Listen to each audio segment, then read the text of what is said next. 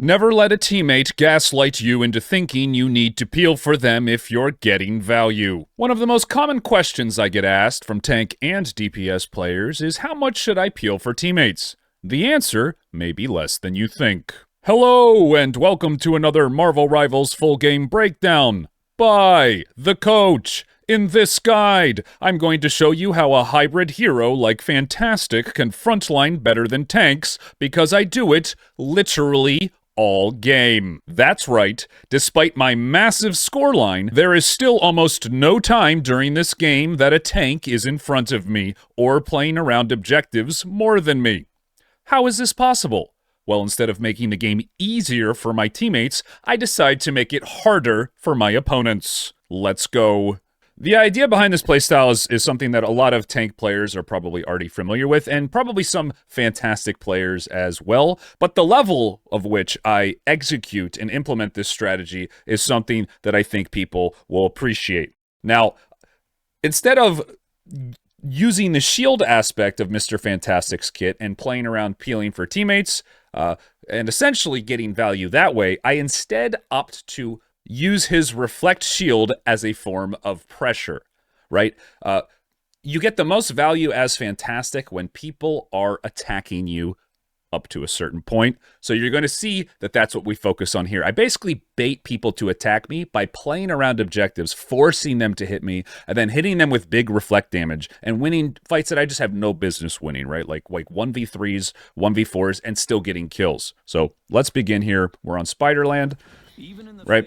And a little micro thing here that I just see a lot of people doing. It bothers me. Respect the fact that, especially if you're in a higher rank, that players are going to walk out with their shields up and just wait. Just wait 1 second, let them walk up, and they'll drop their shields because they want to walk up and see what's going on, and then you just get a free hit in. I know it's something small, but just something I figured I'd throw in here because it's so basic, and so many people I see don't do it. They'll just throw a shot, it gets shielded, and then nothing will happen. And it's like, okay, well, I already have 6% ult charge just because I waited a second and thought a little outside the box, right? But, so one of the few times the tank is in front of me here is right at the start of the game. I already have pretty good pressure on Iron Man, but notice how I'm not just completely conceding here, right? I'm not just completely conceding, but the main takeaway here is the movements, right? I'm constantly moving, staggering, ducking in and out of cover, making it hard for them to hit me. Now, another big tip with Fantastic is he's actually less tankier in his Beef Boy form than he is in his normal form because of how much easier he is to hit. So notice when I'm in this form, a lot of the time, I'll still be line of sighting. Getting the cleave damage as much as I can, and there's the reflect damage, like I said. Almost get a kill on Iron Man. Just needed a little bit more damage, but we don't get it, right? So, cycling through my cooldowns, I get picked off here. Playing as a frontliner is a constant measuring process of whether or not I can get away with taking this much, taking that much space, right? It's a constant series of limit testing. Obviously, not the best death by me, but look how I change my playstyle and adapt to the situation, right? Where most of their team is frontlining, and I start to play more around walls, but still being very aggressive on their backline. Look how I switch it up here, right? So, playing aggressive, popping shield, and backing up a little farther this time, and just being a menace on the front line. So get my tank form, push in with the kills, and you notice how I back up there, just playing it a little slower this time, right? Because at this point, I feel like I have an idea of how much damage they're doing to me, and now I'm adjusting my dives accordingly. So I see Iron Man going for an ult here. I go and shut it down. This is one thing that I think Fantastic does better than a lot of tanks, is he shuts down off angles better than most characters. You'll notice throughout this game, I'm not just always frontlining and playing on the objectives, putting pressure. I mean, look how far up I am. I mean, I just want to put this in perspective. Look how far back everybody on my team is, even though we have the kill advantage, right? Everybody is playing so far back. You got to be careful that you don't make it too easy for your opponents to focus you. The idea is to juggle your health bar just enough to where they focus you, but you don't die. And that's it. It's a constant balancing act, right? It's a constant balancing act. And I'm forcing them to hit me. Why? Because I'm playing around the objective. Now, you'll notice they'll change their strategy in a little bit, but I stick to my guns here, right? So land another reflect. This time I ult to combo out of it because I'm about to die and get the invis ult. Already have my ult here, getting really good value, and still holding the objectives. Now, another important thing I want to point out is you shouldn't just be blindly sitting on objectives all game. I'm going to go to a situation here that I'm sure many of you have seen before. Their entire team is on the cart because they just used a support ult, so they're all safe and healthy, and we are down a player. Now, the natural... This is the correct call. What everybody's doing here is to back up as a team, reset, and get a fight. But look what I do here. Knowing that this fight is essentially, I wouldn't say unwinnable, but a pretty low chance that we're going to win, and also a decently low chance that there's not a good chance that I get out here and then we reset as a team and win 5v6. So what do? I do what I said I'm going to do the whole game. I force them to attack me, and I don't let the cart move. If the cart moves, then this loss fight is less of an issue. But the disaster here is going to be if I kite back, because Mr. Fantastic is a slow hero, regroup a team, and then they just walk at us and then zone us completely off of this. Right? I'm okay with dying if I set tempo in the game that causes the enemy team to have to move based around me rather than based off of where they want to go. I'm essentially dictating the pace of the game, and you'll get punished more for this in higher rank. But again, if you're watching this video, you're probably not in higher rank. This is Diamond 2. You can play all this way up until top 99.9%. So unless you're in those ranks, I don't want to see anything in chat about saying this doesn't work. Because there's always going to be miscommunications. There always is going to be outplay room, right? But look what happens here. So we end up getting a lucky pick and turn the fight because we don't concede this space, right? We actually turn it around. Now, it doesn't always work like this, but you need to have the confidence to at least give your team a chance to make this turnaround. So I use Fantastic's broken tankiness. I get my passive, as you saw there, and we're still going. We're still fighting, right? So I miss a couple easy punches, but managed to get the passive and do what we expected to do here, which is, you know, run him over and win the fight. I almost messed it up though, but doesn't matter. So again, still in front of my team, and you saw how far back my tanks were. I refuse to give up objectives. I'm forcing the enemy team to fight me, and it's up to my team whether or not they're going to do something off of that, and in this case, they did. But you'll have a lot of times where your teammates won't do anything, and that's okay. You'll die, they'll blame you for being too aggressive, and when you have teammates that refuse to play with you, at that point, what do, right? Look at this game, guys. Our Magneto has less than 3k damage. I mean, our team's getting hard diffed. They just are. They're just getting diffed. It's really that simple. Our tanks have less damage than their Strange combined. Our healers have decent healing, but are doing a lot less damage. Like, we are getting 100% diffed, yet the cart is right here because I'm taking a ton of pressure off them. And I'm giving these players breathing room to make plays of their own. So, Strange lands a nice ult. Rocket pops his ult to counter. Our Luna ults. Our supports waste their ults. We managed to get the Iron Man. So a lot of mistakes being made on both teams. But obviously I wasn't too happy to see that both of our supports ulted at the same time. But, you know, Coach is turning over a new leaf here. Turning over a new leaf.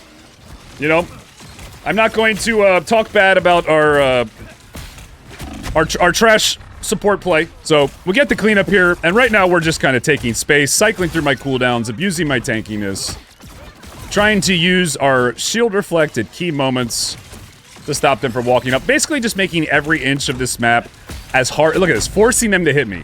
Forcing them to hit me, and then hit them with the big bait. All the while, right?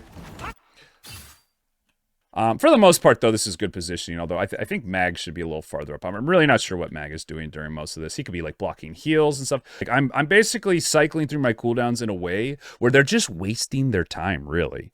And the best part about this is it makes the fight really easy for my teammates while also playing to my win conditions as fantastic, which is taking damage for my reflex and getting picks that way. So we pop our ult here, play really aggressive, but end up winning the fight enough to where we don't really get pushed back. And you see what I do here? It forces the enemy team to make, like, aggressive plays just to kind of turn the tide. This is not a very good ult by Hella. We can shoot it. There's really no pressure on the rest of the team. I'm basically forcing her to kill me if she wants to make a decent play on my team. Because, like, this, in theory, I'm cut off from my team here. I get zoned, right? And maybe everybody on my team will survive because they can just go into a building, but I'll be kind of left out here. But again, watch what happens. Just because of how aggressive I'm being. She's ulting on my team. Again, I just keep going in. I don't have a team with me. I just know if I play well enough and dodge a build. Look at my movements. This movement is key. Like, you have to know on Fantastic when your job is to do damage and get kills and when your job is to stall. And obviously right here, I'm just stalling. So I'm making it impossible for their team to walk up, or at least walk up in, like, a full capacity. I'm giving my team time to shoot the Hella ult, which is what I think they did there. And basically made it so they can survive this Hella ult and not get completely overrun by their team. I'm constantly challenging every movement forward the enemies make. And if I die, I die. But at least I died fighting over objectives, right? Because if I just concede all this ground and am not in the face of Iron Man, I'm not in the face of their healers, these fights become arguably harder, but more importantly, they happen not around an objective, right? The whole point of this playstyle is I'm dictating where we fight.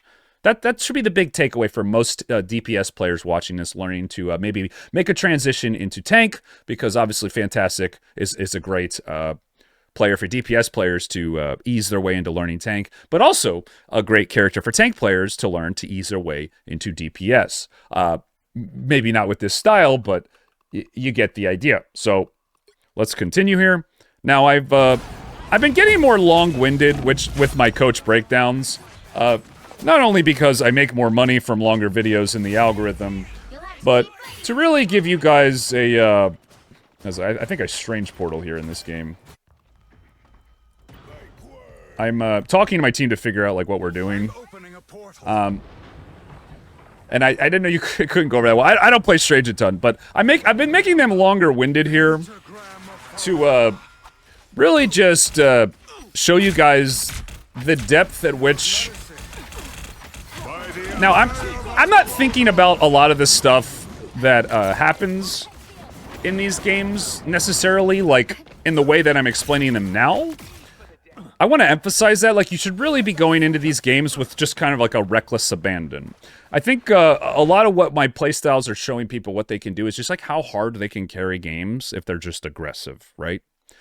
And kind of show you why it works. Because I think a lot of people might come into Fantastic thinking that he's good at peeling, so you need to peel on him. And that's just not true.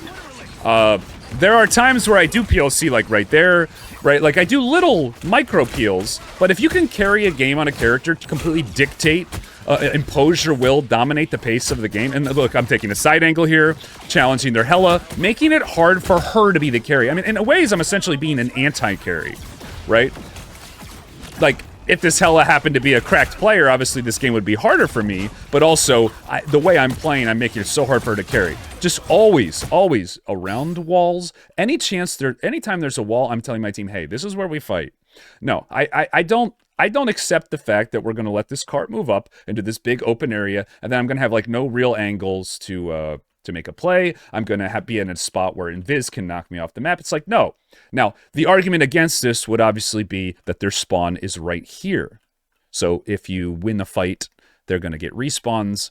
But I'm not going for kills right now. That's the point. It's all about knowing when to play for kills, when to stall. And this is why Fantastic in the hands of intelligent players is one of the hardest carries in the game right now. I know now that the card is right here, so that my strategies have shifted yet again. My strategies are now just to stall, slow them down, make it as hard as possible for them to get a fight. I'm doing what I do on Hulk, but I'm playing something that's actually OP. Like, I'm playing a character that can... Hulk's kind of OP, but I have so much kill pressure here while holding the cart, and for the second time this game, I think just by an inch, their thing is in front of me, barely. But like I said, guys, most of this game, I am full frontline, totally stopping card here. So again, situational awareness, not just running and going for kills. Think a little bit, what is the situation? The situation is stopping this card here. Ideally, this fight goes on for a minute and a half. Nobody dies, because if we go for kill trades, it benefits them.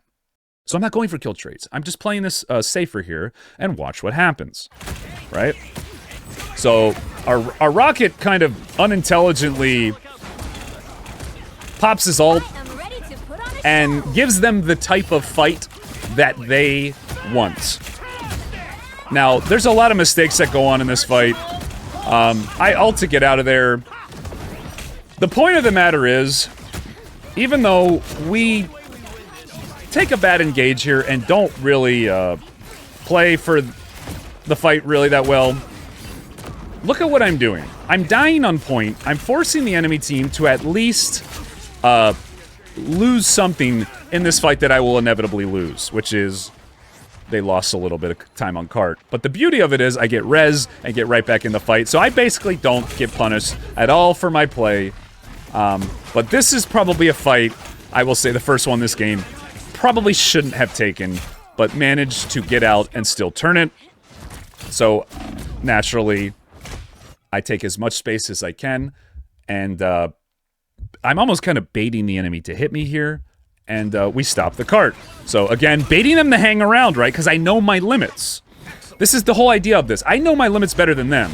So even though my team is yet again just playing so incredibly unnecessarily far back, even though we have a kill advantage here, I'm still holding the cart 1v4 here while we're picked off, just because of you know, how fearless I am with really challenging their players to basically hit me.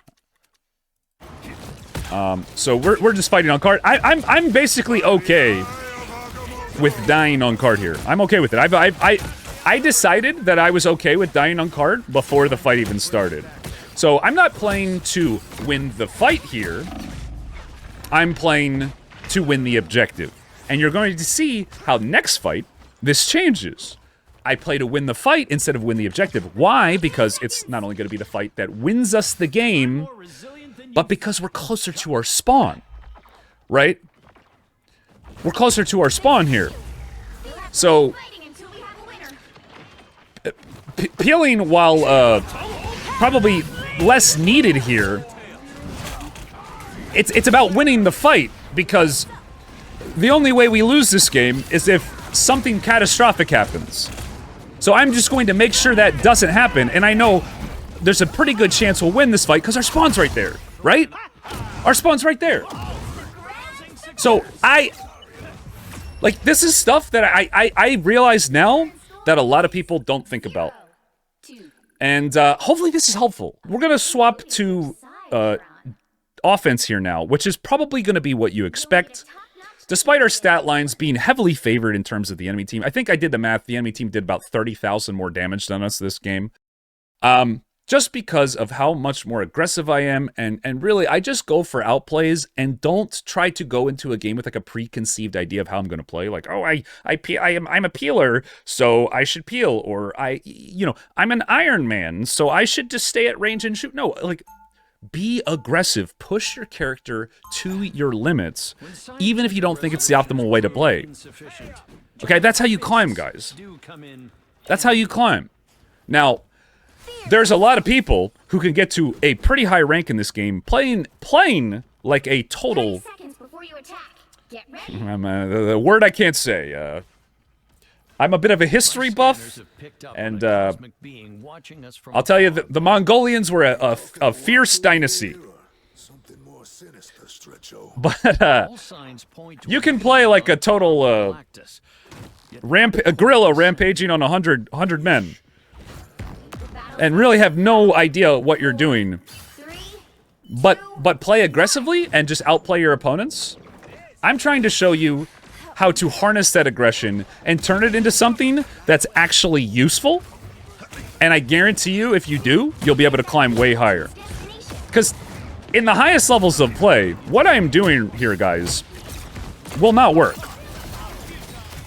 Not all the time, at least. Not all the time. There are going to be players who will punish this type of playstyle, right? Like a Hawkeye, for instance, is I would say a soft counter to Fantastic. Part of the reason tanks are good is just because they have high base health, and why you need tanks on your team. You need someone who's just guaranteed not going to get one-tapped out of a fight, right? You need someone to draw pressure for attacks. Fantastic does that, but there's limits to it, right? Like heavy burst. Iron Man is probably one of the better characters Fantastic plays into. Good Iron Mans, though, will range you, right? But the whole point with gaining rank in Marvel Rivals is finding ways you can win games that you have no business winning, right? As I come back here and just totally stall for cart, and Thor actually interrupted me going behind the wall there, and then I get globaled out and I wasn't able to get my shield in time. It was honestly a little unlucky because I didn't see him. He kind of pinched me, but look what happens. We get the point anyway because of my stall play. I don't even just show it. We get the point anyway because of my stall play. Right? So I'm just being so aggressive, imposing my will, forcing the enemy team. This is what I wish I could do on Hulk, but Hulk doesn't have the same outplay potential, or as much outplay potential as DPS characters, right? Like, Hulk simply just doesn't carry as hard as DPS characters. But in the same vein, DPS characters I don't think have the mind of tank players often to realize when they should be appealing, right? When they should be aggressive like I am right now, and when we should be, and I'm just running over their team, right? To me, this is worth it because I know the cart's moving the whole time. And worst case scenario, right? I die and don't get a kill. Even then, the earliest they could have stopped the cart is right here. Right, and that's worst case scenario for them. So this play has zero downside with insane upside. So there's no reason I shouldn't go for it, right? And again, I'm not flaming my teammates. I'm not saying like, tanks, you need to play up with me. I'm not saying any of that stuff. I am just playing the game and letting it unfold, right? I as tank, you do not have the luxury that DPS characters do to play this way, because tank players are kind of bound to objectives and peeling more because they don't get as much value doing damage, right? Tanks just do less, unless you're playing something OP right now like Emma. So I'm just playing full backline, and if they don't challenge me, I'll just completely destroy your team. A lot of players aren't used to this because they're used to the typical ebb and flow of fights, and there's games out there, guys, that you can just take. You can just take away from your opponents. Until they were going to punish me, I was not going to change my playstyle. Okay? It started off as playing around objectives, and it turned into, oh, I'm just better than them, right? So I'll just take over the game, right? And it all comes with that limit testing that I said at the start of the video, that people will probably have clicked off on being like, oh, this guy sucks. He's just going to try to talk his way out. No, it's a process. The whole game is you're constantly trying to limit test, see how much you can get, but making plays and changing your play style when the objective, which is what you're supposed to be playing around, calls for it, right? It's not about winning every fight. It's about winning the objective. You basically get like 2 tries per point to win a fight. You get 2 fights minimum, right? So why wouldn't you play the first one aggressively to see if you can just stomp the game, right? So hopefully that mindset is going to be helpful to you guys in your games. I know this is really long-winded. This is more like not so much in terms of how to play, because I think it's pretty self-explanatory. I'm just cycling through cooldowns and moving really well. It's more about like when to play, like when to go for certain plays. I again, guys, this was not a stomp. I was playing like it was because I imposed my. But look at this. I mean, no flame on our tanks, but they were playing very far back. We were conceding a lot. So hopefully this shows you how important your role can be on DPS. Because I do think other DPS characters can play like this to an extent, like Iron Fist. And even some aggressive flankers, it maybe looks a little different. Instead of like you doing the front line and like little side flanks like I do in Fantastic, it's more just like full side flanking. But this can be done in on every character in some way, shape, or form. Okay, every DPS character. So if you enjoyed this video, don't forget to Hulk smash that like button, Hulk smash that subscribe button. Let Coach know what you want to see in the future, if you want to see more DPS breakdowns or more tanks, and I will see you in the next one.